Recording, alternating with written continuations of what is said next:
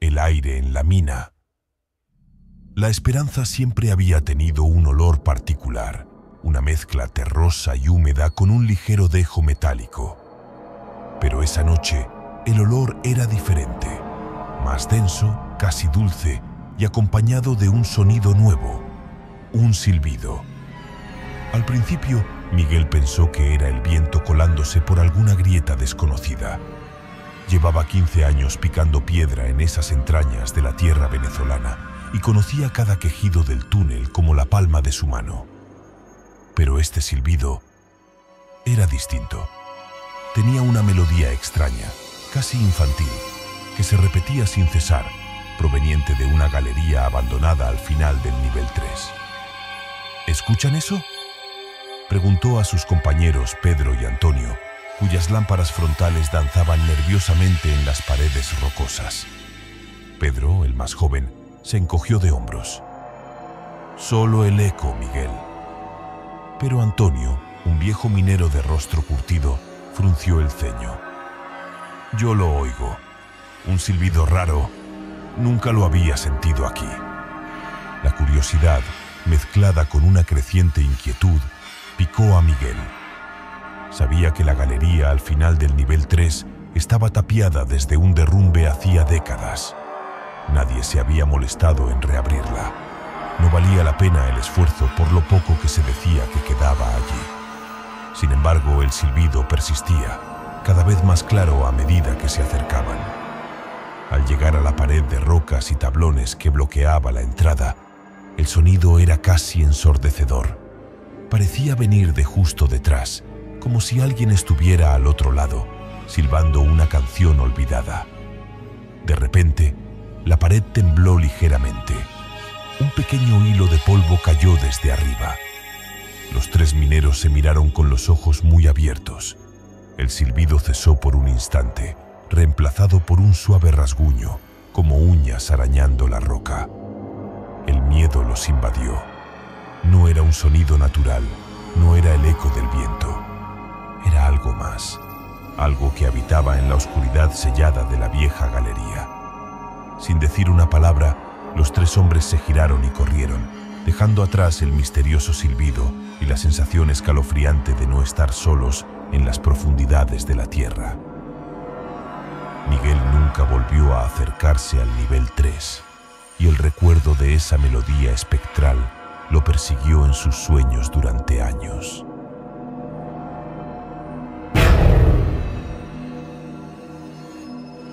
La mina El Socorro era conocida por sus vetas de oro, pero también por sus leyendas de luces extrañas que danzaban en los túneles más antiguos y abandonados.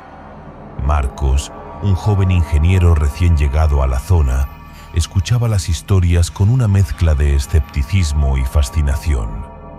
Una tarde, mientras revisaba unos planos antiguos, descubrió la mención de un túnel que no aparecía en los mapas actuales, etiquetado simplemente como Galería de la Mariposa. La curiosidad lo picó y decidió explorar. Equipado con su linterna y un viejo mapa descolorido, Marcos se adentró en las entrañas de la mina, siguiendo los débiles indicios que encontraba.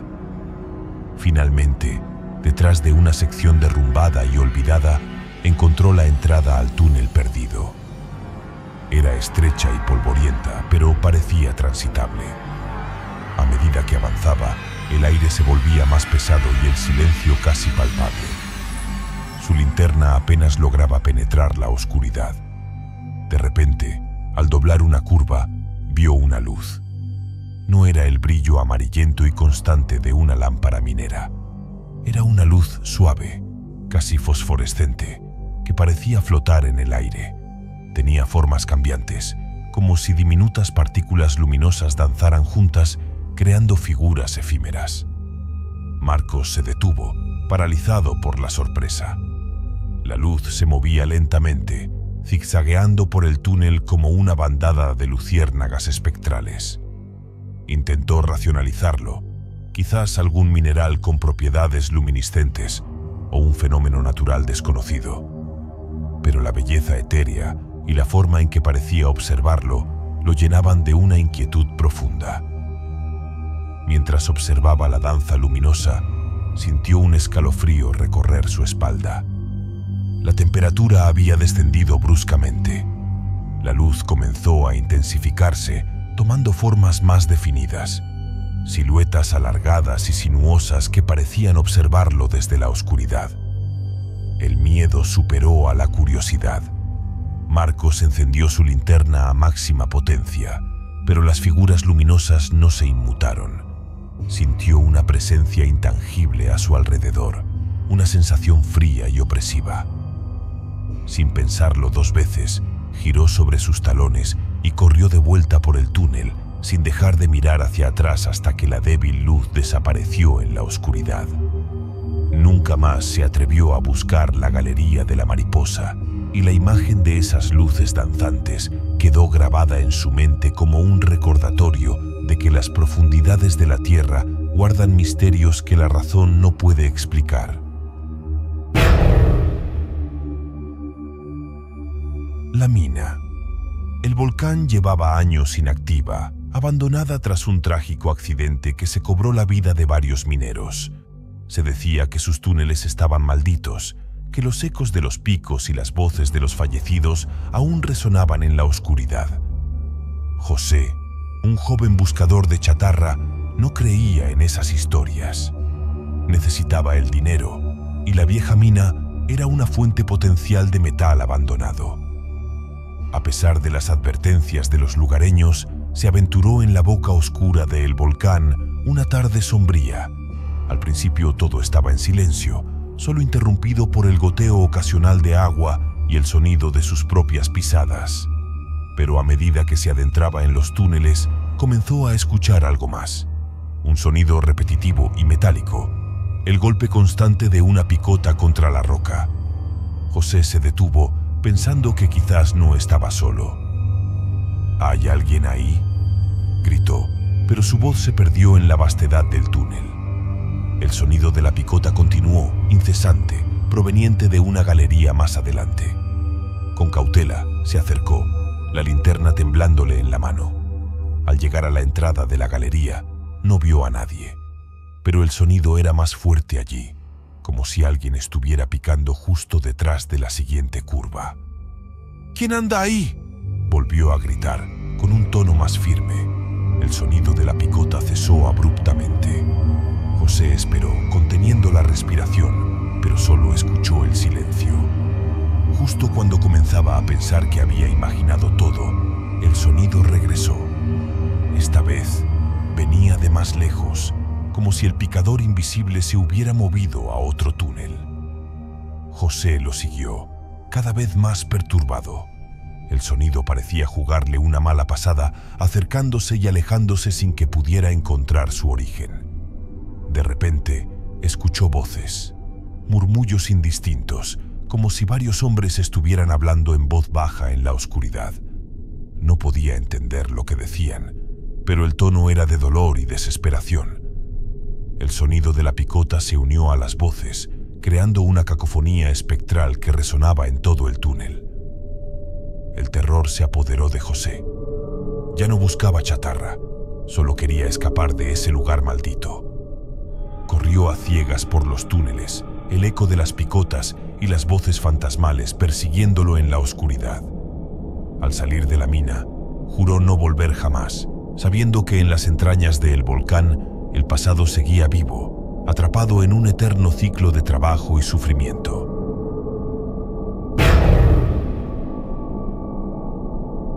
Carlos y su grupo de amigos eran aficionados a la espeleología amateur.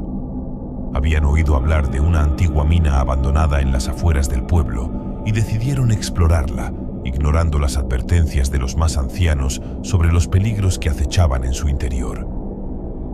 Equipados con linternas y cuerdas, se adentraron en la mina, sintiendo la emoción de lo desconocido. Los primeros túneles eran relativamente accesibles, aunque oscuros y húmedos. Pero a medida que avanzaban, los pasadizos se volvían más estrechos y laberínticos. En un punto, El grupo se dividió accidentalmente. Carlos se encontró solo, iluminando su camino con la linterna.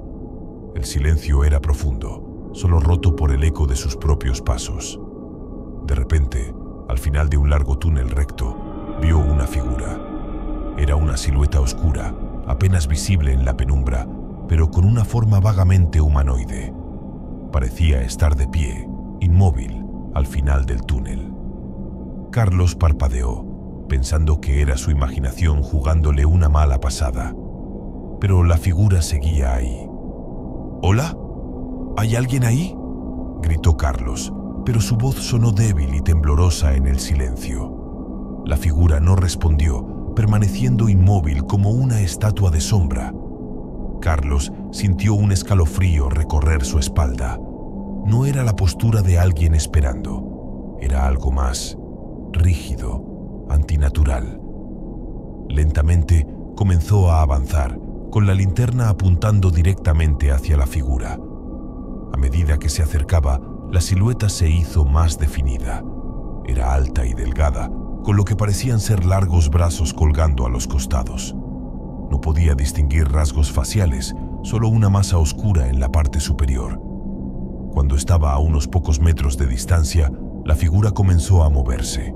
No caminó, sino que se deslizó lentamente hacia un lado, desapareciendo en una galería lateral. El terror invadió a Carlos. No había visto detalles, pero la forma en que se movió, la falta de respuesta, no era humano. Sin pensarlo dos veces, giró y corrió de vuelta por el túnel, gritando el nombre de sus amigos. Los encontró poco después, asustados por su ausencia. Carlos les contó lo que había visto, pero algunos se mostraron escépticos. Sin embargo, nadie se atrevió a volver al final de ese túnel.